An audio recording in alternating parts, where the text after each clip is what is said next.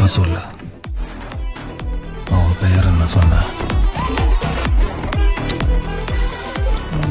அவன் பேரு VENS Benz.